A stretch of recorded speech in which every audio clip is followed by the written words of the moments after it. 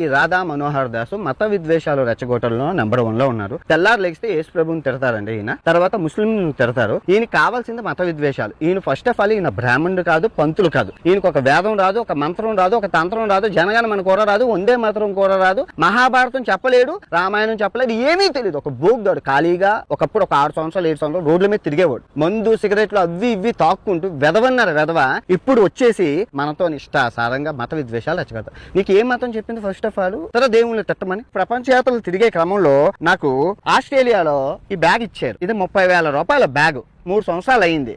ఆ బ్యాగ్ లో ఓపెన్ చేస్తే బైబిల్ ఉంది, పరిశుద్ధ గ్రంథం. ఏ దేవుడైతేనే ఉంచుకున్నాను. ఇందులో తప్పే ఉంది అంటే నీ సిద్ధాంతం ప్రకారం తీసుకెళ్లి ఈ బైబిల్ ని పారేయాలి.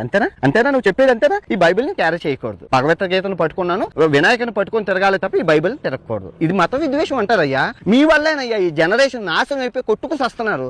దేశం అభివృద్ధి వద్దు. అన్ని మతాలని గౌరవించమని మన రాజ్యాంగం మన రాజ్యాంగం చెప్తుంది. మన రాజ్యాంగంలో అన్ని మతాలని గౌరవించమని ఉంది. అన్ని మతాలతో సస్యశ్యామలంగా ఉండమని ఉంది. నీకు ఏ మతంలో నచ్చితే ఆ మతంలోకి వెళ్ళమని ఉంది. నువ్వు ఏ దేవుని నచ్చితే ఆ దేవుని, మన రాజ్యాంగం ఇచ్చిన మన హక్కు. మీరు వచ్చి మత విద్వేషాలు రెచ్చగొట్టు కొట్టుకు సావనరా అని చెప్తున్నారు.